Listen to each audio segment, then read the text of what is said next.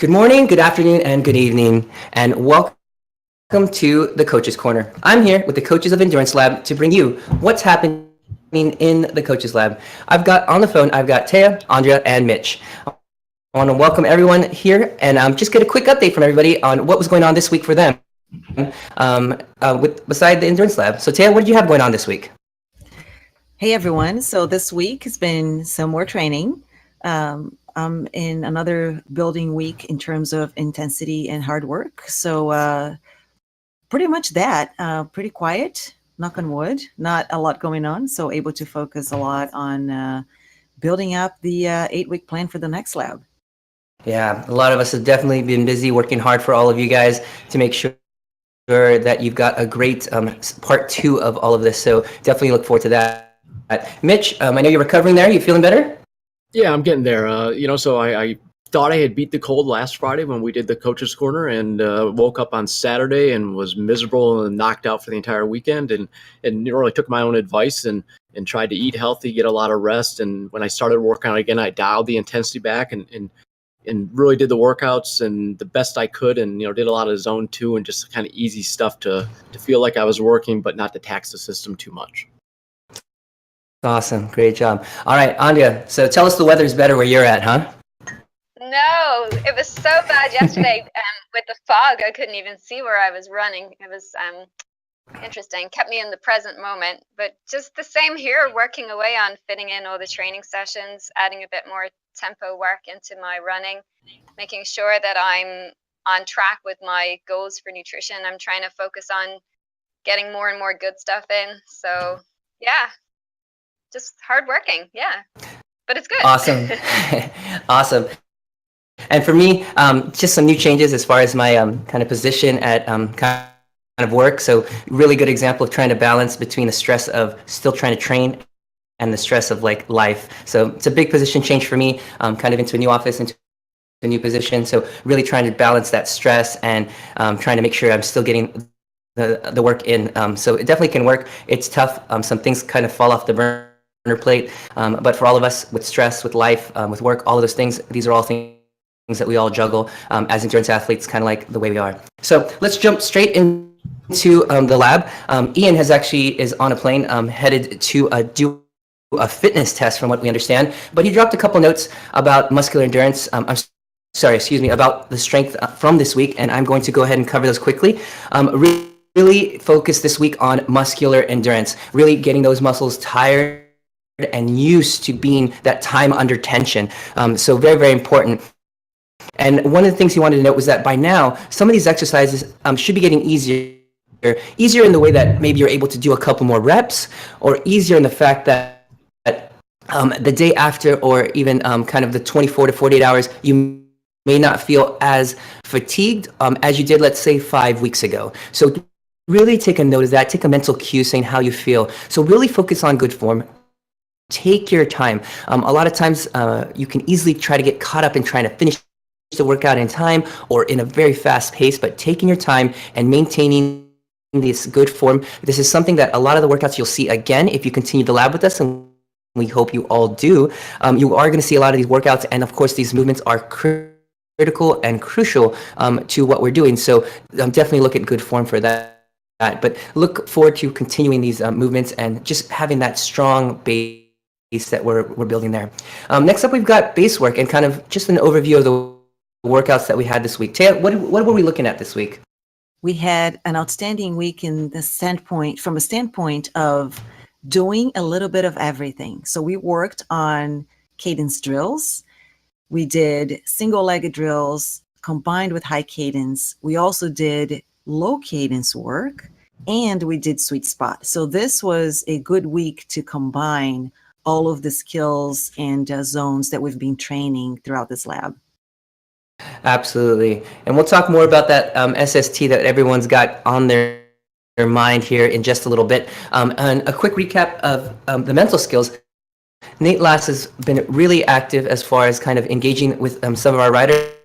I have had some talks of people reaching out to him, so I thank him for all of his contributions from Mental Grit Consulting. One of the things he talked about this week, and I want everyone to go back and take a look at that post. There are some comments there about deliberate focus journaling. Essentially, it's the same way that we make sure that we're journaling or writing down our workouts, gaining an understanding of how much stress we're doing and what kind of work we're doing.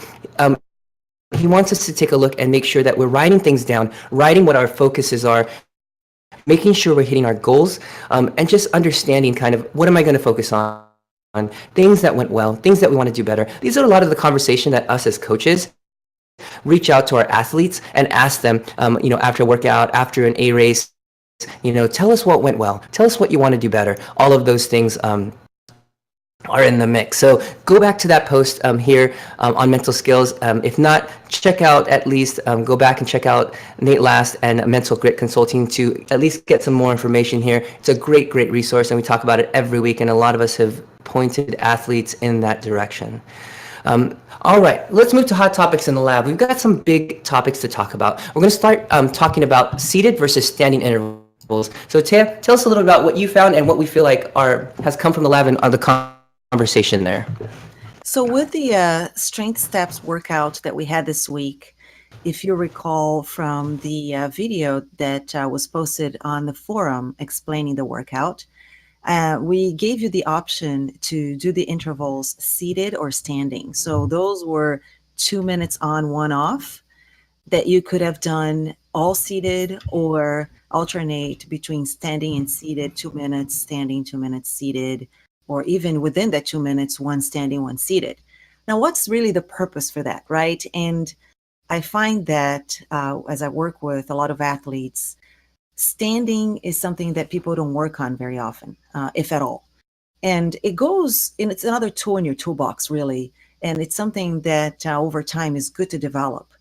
So a couple of advantages of doing standing intervals is once you're outside, that will help you climbing, right? With climbing hills, it will help you with accelerating, not only on the hills, but also on the flats. You can get out and accelerate that way because you can produce more force. It's a way of stretching your legs for when you're tired or when it's a long ride by recruiting different muscle groups to offset the development of cramp and fatigue in some of the other groups, muscle groups. So standing will also allow you to stretch and lengthen your spine for a couple of seconds. It's a postural break. So with all of those things combined, you can really produce more force and rest a little bit, accessing your anaerobic energy system to produce maximum speed and power over hilltops, for example. So standing is a good skill to have. It requires practice and core strength, no doubt. I would start, if you're not used to it, with 15, 30 seconds at a time and take it from there and build from there. So yesterday on the Strength Steps workout, I did everything standing. If you want to take a look at posture on the trainer on how you might do those, you can go back to the live stream on the Endurance Lab Facebook page and take a look at it. Absolutely. Some really good points there. 2 things I had for that, Taya. As far as standing, I feel like, and you guys may agree, that a lot of times people associate standing with either sprinting or an increase in effort. But what we're looking for people to understand is they could actually stand and keep that same zone or that same level of power, just like we did in the workout for the 2 minutes. You can switch between the 1 and the 2 minutes to be able to stand and stay at that same SST level or that same percentage of FTP. And that's where you're going to find that you get that release. Because a lot of times people just spike in power. I see it all the time. And then you end up using more energy versus getting the rest that you need. And that's important for people to understand. And being able to make that transition up and down is important. I wanted to ask Mitch and Andrea, as triathletes and having kind of those longer times on the bike and using the aero position, do we find some of our athletes that are triathletes also using this sort of thing standing, or do they just use it on climbs and that sort of thing? What do you guys find? So I've also got a little bit of a background in mountain biking. I did that for a few years before I got into triathlon. And I actually really developed a lot of skills around climbing in a seating position. So I really avoided getting out of the saddle a lot. And it was actually a point of humor when we did one of the early workouts last year that involved standing intervals, was you could just see how uncomfortable I was. Oh, I remember this one. Yeah. So, I mean, for me, standing was really to maybe let blood flow back into different areas that weren't receiving it as I was seated or in an aero position for a while. So it was really a comfort thing and kind of just to get a break. So no, I mean, I didn't have much experience standing at all, and really found that I could, generally, triathlons, the triathlons aren't on the hilliest courses, at least not the ones I ever did. So, Andrea, what's your thoughts? Yeah, I agree. But it's interesting. I didn't realize I grew up on a mountain bike as well, so I'm good to climb seated. So if I need a break, I'll just change my cadence around, or which I'm getting better at because of the lab, and I'll just stretch my back by moving up from the aero position. So I haven't really And needed that seems to be enough. get Okay. out of the saddle much. Yeah. No, I think it's good. Really I think. course, and we do have a few of them in Ireland, but I wouldn't be out for long. Gotcha. No, that makes sense. So for those longer climbs on the road bike, I think that's where this kind of is more useful, where you're making the shift where, let's say you're at 150, let's say 200 watts, and you make a shift 2 gears down and you stand up and you want to keep that same 200 watts versus spiking up to 250. So keep a note for that, everyone listening in, and try that next time you're either on the course, on Box Hill, our favorite hill in London, or outdoors. So check that out. All right, let's make a quick transition here back to Andrea. We want to talk a little bit about nutrition on her end. We would like kind of pose to her questions about 2-hour workouts and fasted workouts in the morning. So Andrea, give us a little bit of information on how we can kind of approach these workouts coming forward to the end of the week. Yeah, I saw the comments on the forum talking about everyone's a little concerned about the workout, and I noticed one person anyway mentioned doing a lot of the lab sessions fasted. And so now we're worrying about a longer session again. But for most, we need to put a bit of context around fat oxidation and being fat efficient. Most elite or really good athletes are eating before their training sessions because the concern is more the quality of the training session. And being fat adapted hasn't been shown to actually provide any performance benefit. It just means that if we're doing a long session, we may not need quite so many carbohydrates. So unless we've problems getting carbohydrates in, there isn't a huge advantage to it. So the focus should really turn more onto the quality of our carbohydrates, the quantity, and the timing.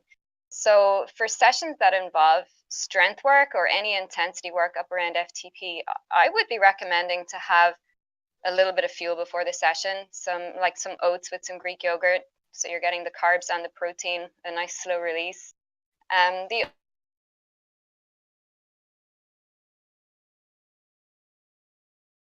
be the steady state,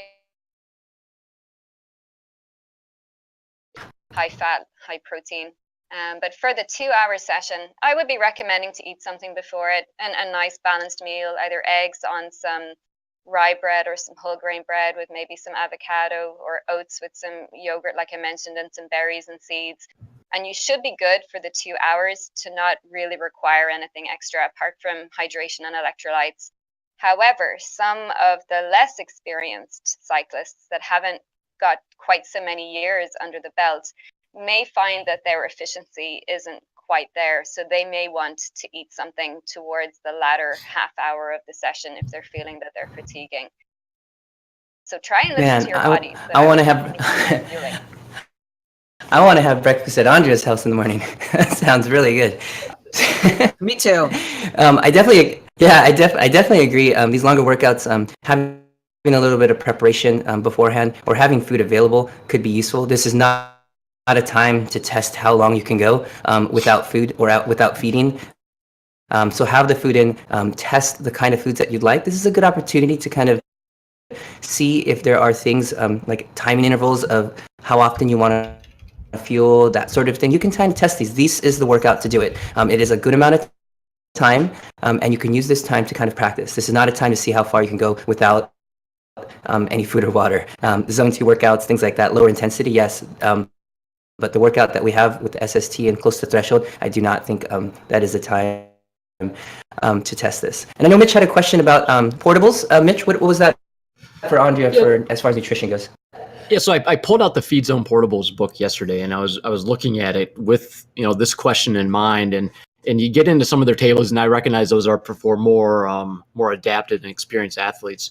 But they were suggesting that if you actually get down into what the muscles can hold as far as glycogen in your lower body, focusing on the muscles actually at work, that for a 2-hour workout, you may have kind of just enough glycogen that you don't really need to refuel, and that's if you're on a moderate to high carbohydrate diet. I just wanted your thoughts on that, Andrea. Not to put you on the spot. Yeah, we're all going to be a little bit variable around how long we can go, but I would say, why would you want to push it to the end? Because at that point, you're going to start metabolizing your muscle protein, and you're undoing part of your strength work, which you've been working really hard at. So you'll know when your blood sugar levels start to dip down, you're struggling a little bit more with power. So ask yourself then, am I thirsty? Is it electrolytes that I'm looking for? Or should I add in a little bit of carbohydrate? So some people in that last half hour may, and a lot of that will depend on what they did the day before. And Thea made a great comment. Eat some good carbs the evening before so that you've topped up your liver stores and you're recovering well from the previous day. The sweet potato, the rice, the millet, the buckwheat, even regular potatoes. There's so much talk online about staying high fat, avoiding carbohydrates, but carbs are an athlete's friend when it comes to high intensity work or long work, or you need some, and then your focus should be on, let's make them nutritious, so I'm getting carbohydrates with goodness in them. Absolutely. Yeah, I feel like that's a that's a conversation that we have with a lot of our athletes, making sure that they're fueling. And with the group that we're with, a lot of us ride early in the morning. So a lot of times a couple hours before is not possible. So an emphasis in making sure that they're getting that good food in that you're talking about, Andrea, the night before is important, because then at that point, your stores are full overnight, and maybe just a small top off in the morning could be useful before you start the workout. And I think that can get a lot of people through. So really great there. All right, so now on to the question that a lot of us have been kind of trying to answer, and a lot of you lab riders have kind of been pondering over the week. We wanted to talk about the approach this week of longer rides or races like this Endurance Lab 2054 that we have on.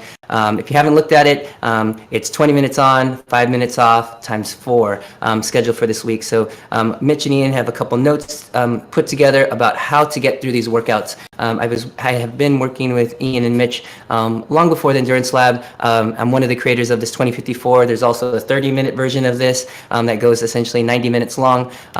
So definitely things that they've done before in the past, but let's kind of go over what Mitch and Ian had put together. So Mitch, bring it to us and tell us how we're going to survive this weekend. Yeah, sure. So why don't we start off really quick, just with a quick primer again on sweet spot training, right? So what is our sweet spot? It crosses over 2 zones. It covers the high end of tempo and the low end of the threshold. So it's at 85 to 93% of your FTP. And the reason that this is so effective is that it hits a number of key physiological areas in a short amount of time. So you get a huge bang for your buck. So if you're like me and you don't have a ton of time, 2 hours or 2.5 hours on a Sunday or Saturday morning is really pushing it. This is a great workout for this time of year. You end up building your mitochondria base, so it's a key to having a strong aerobic base. Increase your lactate threshold, so it helps you handle more intense efforts. Increase your muscle glycogen storage capabilities, so you can store more energy, and actually will increase your VO2 max some, so you raise your physiological potential. So this is all sort of able to be accomplished in that 2 to 3 hour workout when we get into these longer sweet spot sessions. The other key thing here is that the recovery time isn't quite as long as if we did a really long workout with a lot of high intense efforts. And then also you'll see that the way that we've structured this, and a lot of people structure these workouts through a season or through a block of training, is that we start shorter and then we get longer, right? So we started with shorter sweet spot efforts and we're moving longer. And as Jason said, you'll eventually get to where you're doing 3 by 30 or maybe even longer, depending on what you're doing. One of the key points I thought was really interesting that I hadn't thought of that was brought up in the forum is that this is a great chance to practice other aspects of our training. So a great chance to sort of look at this like a race, even though it's not the same intensity, but it's a chance to practice things around that race, like getting to sleep at a good time the night before, having that evening before meal, like Taya just spoke about. The pre-nutrition in the morning, getting up before the workout so you can actually get the carbs in your body, like Andrea was talking about, ahead of the workout.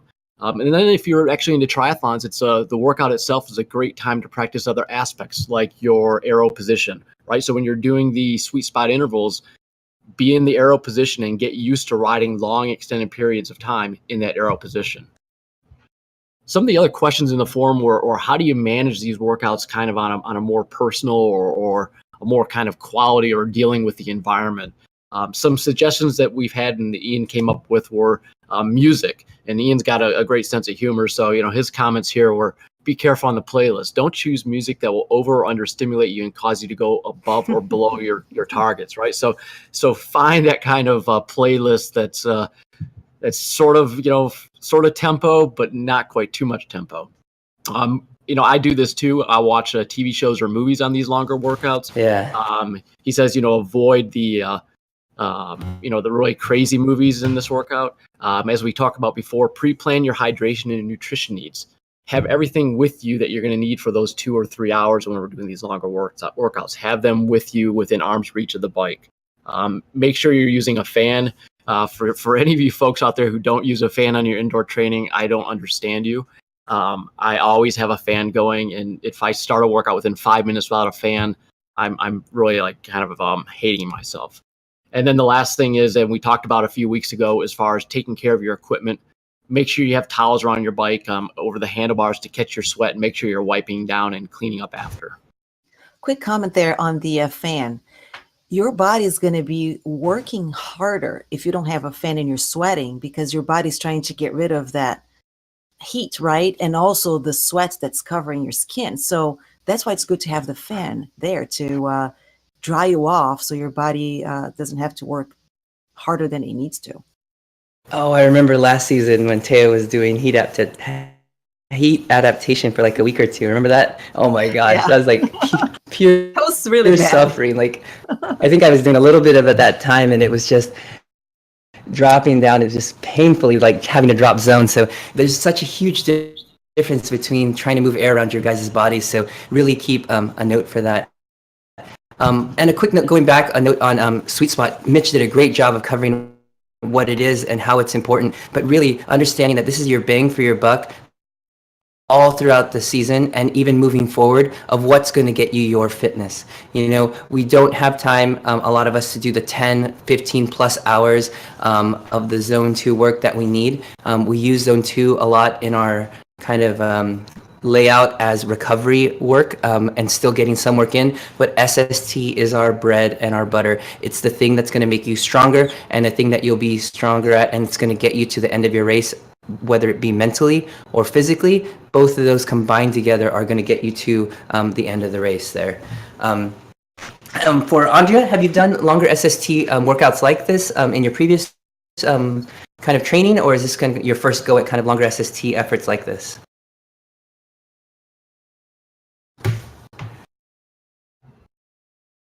We'll see if we can round back to her at the end. So, Mitch, was there anything else left on that question there?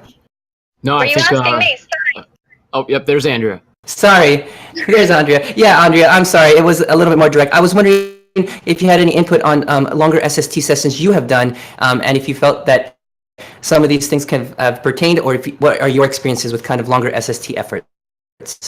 Yeah, I've done ones about this longer, or I've had a run, bike, run, or a bike, run, bike. I've had some crazy long variations, but actually, interestingly, neither of us here in the house train with fans, because we have to get used to racing at Kona conditions or South African conditions, where our bodies just have to get used to getting hot, Right. and then we'll watch the heart rate drift, when the heart rate starts to climb up. But so I suppose that's harder training, but with a purpose to make it easier for tolerating heat.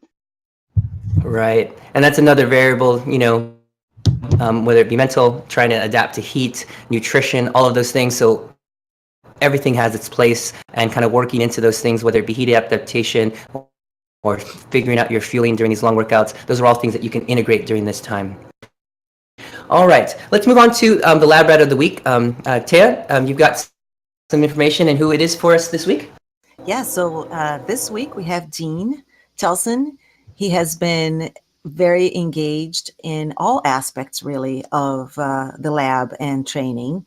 So Dean is a more experienced writer, and he has been sharing his point of view on all of the topics, really, nutrition, workouts, and also his season plans, and interacting with other lab participants and sharing his experience with those as well, which is so valuable because this is not only the point of view from the coaches, but also from the athletes that is enriching to everyone who participates in the lab. So Dean has been taking the initiative and being very active in all of those topics, asking questions, making comments.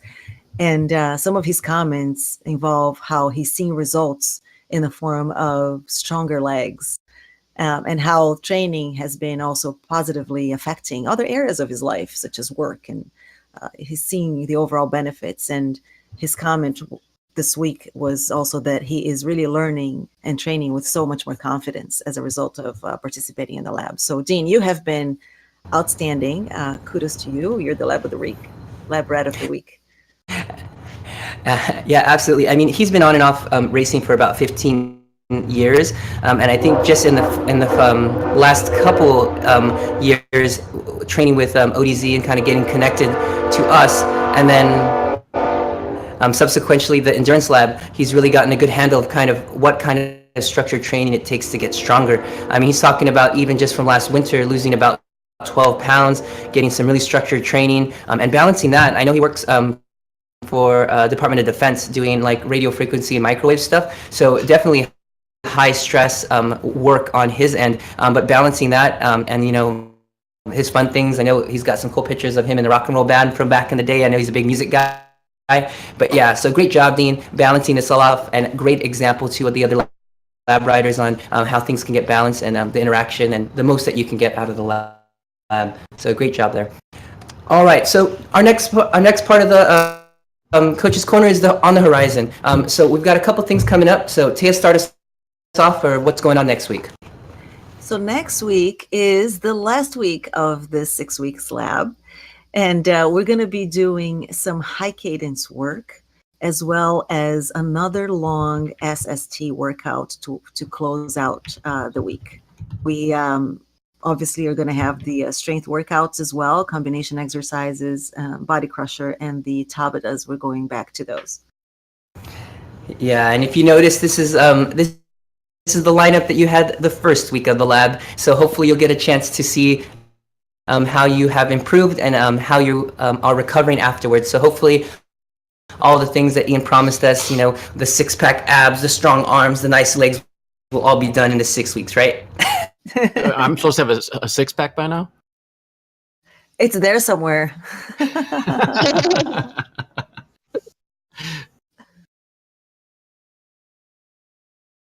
Did we lose Jason? I think we lost J-Flow. One six-pack comment and the whole thing goes crashes. He's gone off to find his. Come back, Jason. Guess we'll have to start all over.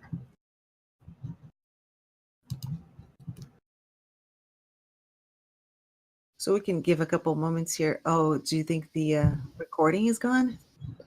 No, it should still be there.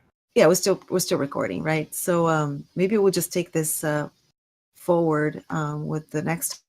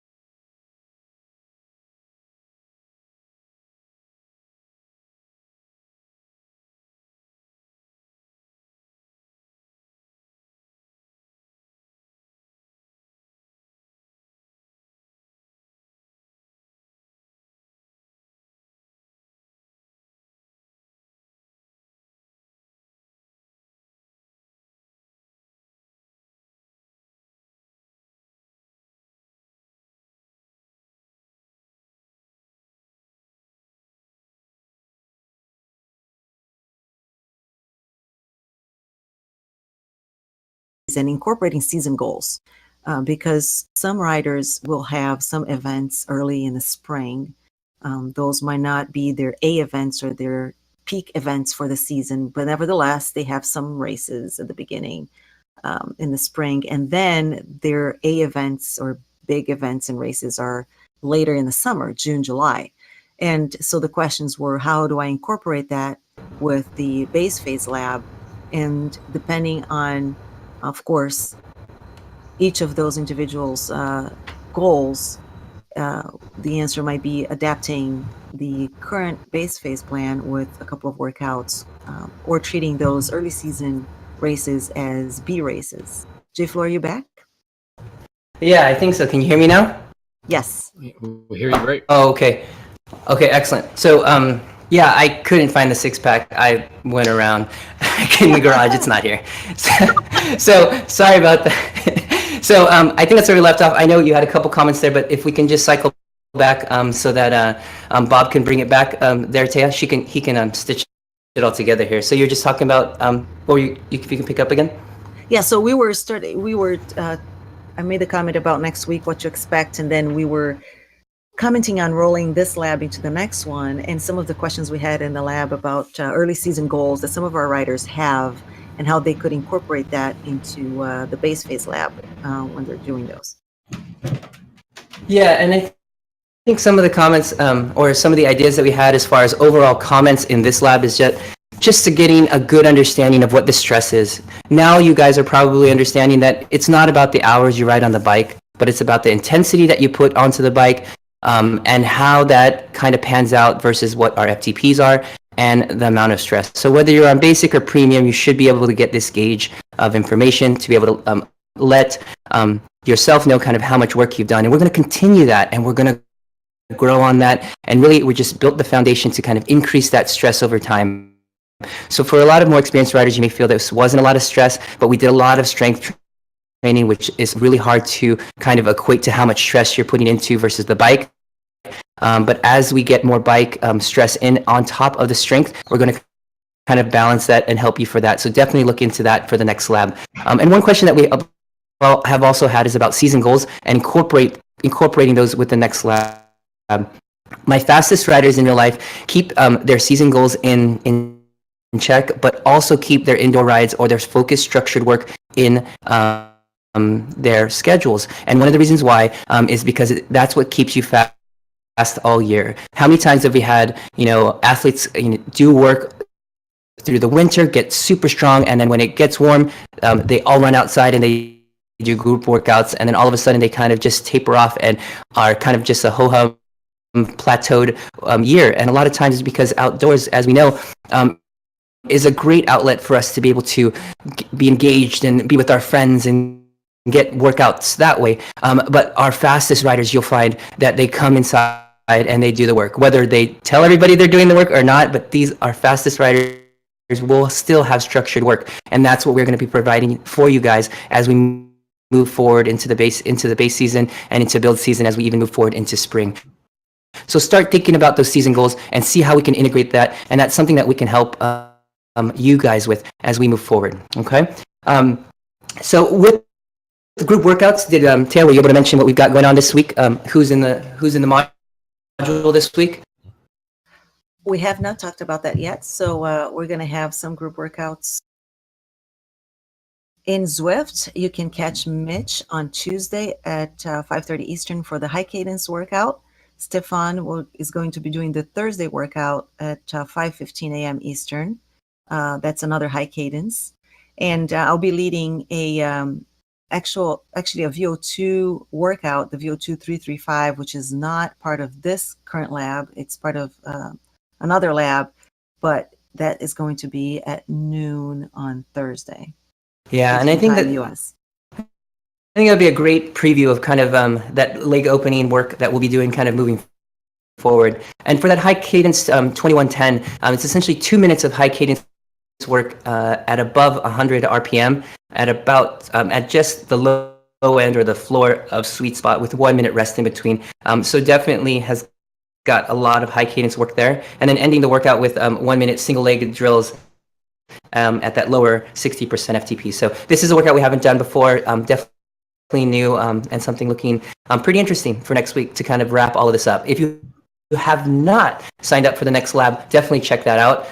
It is going to be a great time. We're going to continue all the resources that you've seen in this lab, including the mental consulting and Andrea on board. And we've got things that we're going to be rolling out that will just amaze you and wonder how we have the time to make all this stuff happen for you guys. So, so definitely look out for that coming up next week. I want to thank all the coaches for coming in today. Was there any last comments for you guys, or your last tip as we all go into the weekend and go into this long SST workout? I think everybody should be I'm ready. going to throw a challenge out. Oh, sorry, Thea. No, let's hear it. I was going to say, I think everybody is ready for these longer workouts. They've been building up to it. So be confident that you can do it. Yeah, I agree. Absolutely. Yeah. Andrea, what'd you have? Andrea, did you have something too? Oh, I lost it. Is this my chance to shout? It is. It is. Go ahead. I was going to throw out a challenge to everyone to address this week and try and roll it on 2 behavior changes. One, a positive one about where can I get better? For example, should I make overnight oats, or how can I change my breakfast, or how do I need to get more veggies in? Just a simple positive change for the week, and then moving forward. And then one negative one. What are your obstacles or your limiting beliefs around your food? So an example could be changing snacking in front of the TV, or finishing off your children's dinner, or eating while driving, or having sugar-laden coffees.